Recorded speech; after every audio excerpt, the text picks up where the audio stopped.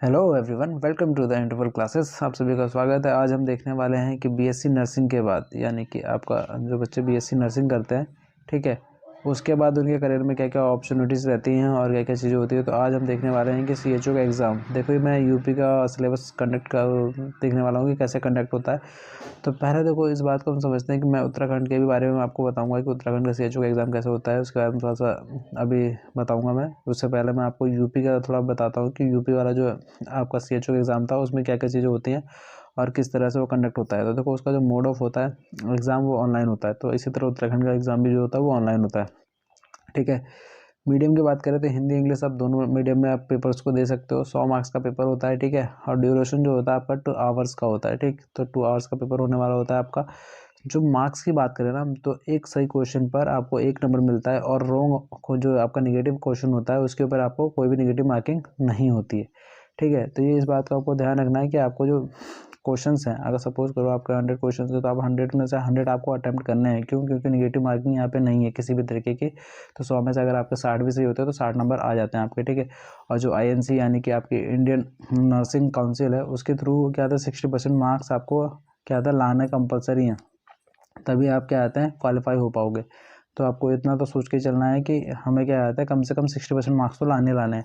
अब देखो, इसमें जो आपका जो यूपी का एनएचएम सीएचओ का जो पेपर है, उसमें देखो पहला जो पोर्शन होता है आपका प्रोफेशनल नॉलेज के होता है। प्रोफेशनल नॉलेज यानी कि जो अभी आपने नर्सिंग के समय पे पढ़ा है, जो भी चीज़ें पढ़ी है उससे रिलेटेबल जो है 80 क्वेश्चन होंगे, ठीक है। और 80 मार्क्स के होंगे। वो 2 आवर्स का होगा टोटल। ये जो टोटल पेपर होगा 100 मार्क्स का, वो 2 आवर्स का होने वाला है। और जो सेकंड सेक्शन होता है आपका, उसके अंदर क्या आता है, जनरल एप्टीट्यूड, रीजनिंग, ठीक है, जनरल अवेयरनेस और बेसिक कंप्यूटर नॉलेज से रिलेटेबल क्वेश्चंस आते हैं, ठीक है। जनरल एप्टीट्यूड का मतलब हो गया आपका क्वांट्स, यानी कि जो आपकी थोड़ी बहुत मैथ्स होती है हल्की फुल्की, वो मैथ्स पूछी जाएगी। जैसे नंबर सिस्टम हो गया आपका, ठीक है, मिसिंग सीरीज हो गई, कुछ इस टाइप के क्वेश्चंस पूछे जाते हैं जो कि रीजनिंग में भी कॉमन ही होते हैं वैसे तो, ठीक है। और रीजनिंग के आपको अलग से कुछ क्वेश्चंस देखने को मिलेंगे, ठीक है। और जनरल अवेयरनेस मतलब कि आपकी जो हो गई बेसिकली जनरल अवेयरनेस में आपको नर्सिंग से रिलेटेड अगर कोई भी क्या आता है करंट अफेयर में घटनाएं हो रही हैं, कुछ भी हो रहा है, वो सारी चीज़ें। और जो जीएस में आते हैं क्वेश्चन, जीके में क्वेश्चन आते हैं, हिस्ट्री पॉलिटी ज्योग्राफी से कुछ भी एक्स वाई जेड, बेसिकली आपको करंट में फोकस, जो करंट में न्यूज़ में और ख़ास तौर पे मेडिकल फील्ड से फिर अगर रिलेटेबल कोई चीज़ हो, यानी कि मेडिकल फील्ड से रिलेटेड कोई भी करंट है, तो वो आपसे क्या आता है जनरल अवेयरनेस के अंदर पूछी जा सकती है। बेसिक कंप्यूटर नॉलेज में आपको बेसिक कंप्यूटर नॉलेज तो होनी ही चाहिए कि कंप्यूटर से रिलेटेड उस क्वेश्चंस में आप क्या आते हैं, आप बेसिकली तैयार कर सकते हो। किसके माध्यम से? अगर आप चाहो तो यूट्यूब के माध्यम से भी थोड़ा बहुत पढ़ सकते हो, या फिर क्या आते हैं आप प्रीवियस ईयर के क्वेश्चंस का भी प्रैक्टिस करके कंप्यूटर नॉलेज को कंप्लीट कर सकते हो। कंप्यूटर इतनी ज़्यादा टफ नहीं आती है, ठीक है। तो उससे हमारे क्या होगा, ये सारा का सारा सेकंड क्वेश्चन जो 20 नंबर का है वो तो सही हो जाएगा। अब देखो, अगर हम बुक्स की बात करें कि बुक्स कौन कौन सी हमें यूज़ करनी चाहिए, तो जनरल एप्टीट्यूड के लिए फास्ट ट्रैक ऑब्जेक्टिव अर्थमेटिक आती है राजेश वर्मा की, आप ये ले सकते हो, ठीक है। और जनरल अवेयरनेस के लिए जनरल नॉलेज की बुक आती है मनोहर पांडे, या फिर आप कहते हैं लूसेंट की जीके भी इस्तेमाल कर सकते हो, ठीक है। तो आप उसको भी ले सकते हो।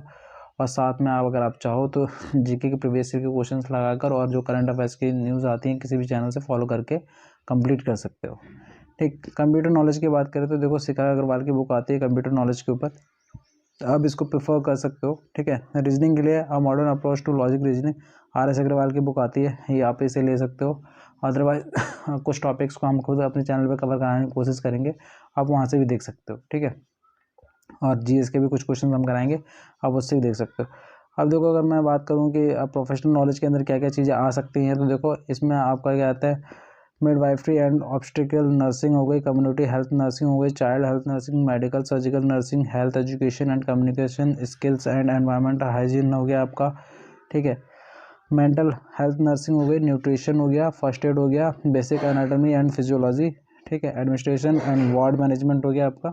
ये सारे के सारे टॉपिक आपको आपके प्रोफेशनल नॉलेज में देखने को मिल सकते हैं, ठीक। क्वांट्स एंड एप्टीट्यूड की बात करें तो टाइम एंड वर्क से रिलेटेड क्वेश्चंस आ जाते हैं कई बार, ठीक है। पार्टनरशिप से हो गया, परसेंटेज हो गया, ratio and proportions, profit and loss, ठीक है।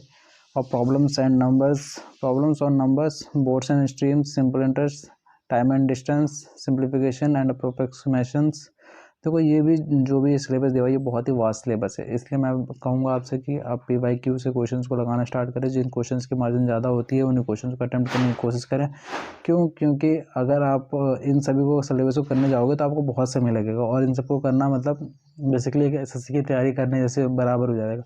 ठीक है, तो हमको ये देखना। देखो एवरेजेस की बात करें, compound interest, volumes, areas, mensuration, ठीक, permutation, combination, probability, mixture alligation, pipes and cisterns, ठीक है, problems on LCF and SCF, ये सारी चीज़ें क्या आते हैं आपको पॉइंट्स के अंदर सिलेबस में मेंशन है, जो कि आपको UP NHM CHO का।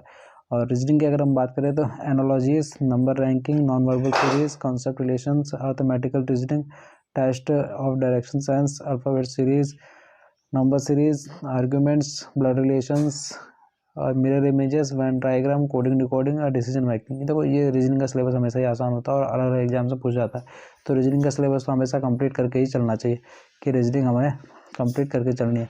तो रीजनिंग का तो सिलेबस आपको करना ही करना है, क्योंकि 20 नंबर के अंदर रीजनिंग भी काफ़ी इंपॉर्टेंट रोल निभाती है।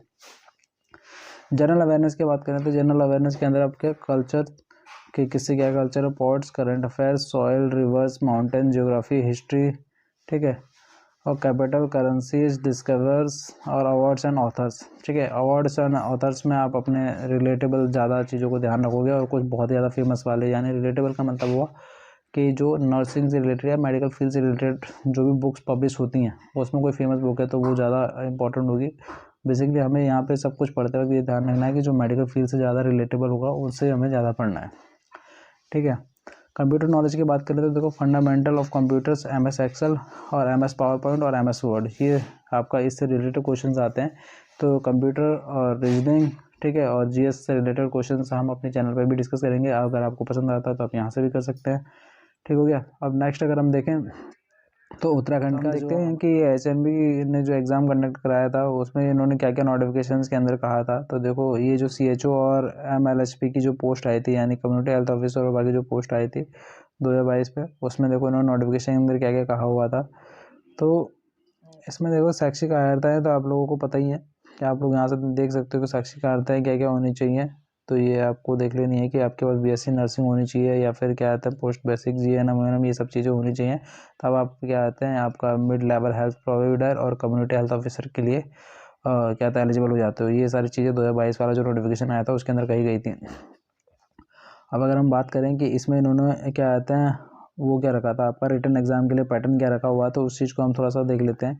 तो यहाँ देखो आपको देखने को मिलेगा कि CHO और MHLP की प्रवेश के लिए 2022 लिखित प्रवेश परीक्षा के लिए भारतीय नर्सिंग INC द्वारा निर्धारित मानक अनुसार लिखित परीक्षा आयोजित की जाएगी। परीक्षा समय 2 घंटे निर्धारित होगा।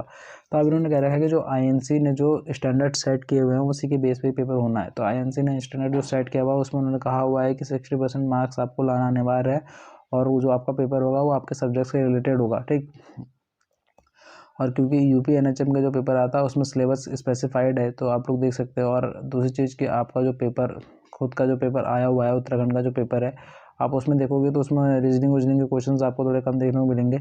तो आप लोग खुद भी देख सकते हो कि आपको अपना बेस तैयार करके रखना है, यानी कि BSc नर्सिंग जो भी आपने की है कंप्लीट उसको सही से तैयार करके रखना है। ठीक है, और उसी से रिलेटेड क्वेश्चंस आएंगे। जो पेपर मैंने आपको सिलेबस अभी डिस्कस किया है वो UP का ज़रूर है, लेकिन आप लोग UP का भी फिल करोगे और उत्तराखंड का भी फिल करोगे क्योंकि वैकेंसीज दोनों जगहों पे आती रहती हैं।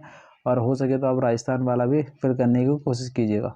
ठीक है, तो देखो यहाँ पे बताया गया है कि 100 क्वेश्चन होंगे जिसमें क्या आता है 4 ऑप्शन दिए जाएंगे आपको और गलत विकल्पों के लिए कोई भी निगेटिव मार्किंग नहीं होने वाली। यानी कि आपके पास क्या है गोल्डन अपॉर्चुनिटी कि आप 100 क्वेश्चन कीजिए। आपका अगर तुक्के भी सही लगते हैं, अगर सपोज आप 60 क्वेश्चंस कर लेते हो, ठीक है, तो नेगेटिव तो होने का कोई चांस ही नहीं है ना। तो आप 40 और कीजिए, 40 में अगर 10 भी सही होते हैं तो आप 70 मार्क्स तो पहुँच ही जाते हो। ठीक, तो ये आपके लिए थोड़ा सा आसान हो जाता है ये पैटर्न। ठीक है ना। और देखिए यहाँ पे सब कुछ दे रखा है कि बाकी सारी चीज़ें कैसे कैसे होंगी और फिलहाल जो रिजल्ट आया है वो भी काफ़ी अच्छा रिजल्ट रहा है उत्तराखंड से। ठीक है ना। देखो परीक्षा केंद्र की अगर हम बात करें तो परीक्षा केंद्र अक्सर यही देखने को मिलते हैं, देहरादून, श्रीनगर, हल्द्वानी, अल्मोड़ा। ठीक है, ये आपको जो भी आपके परीक्षा केंद्र दिखाए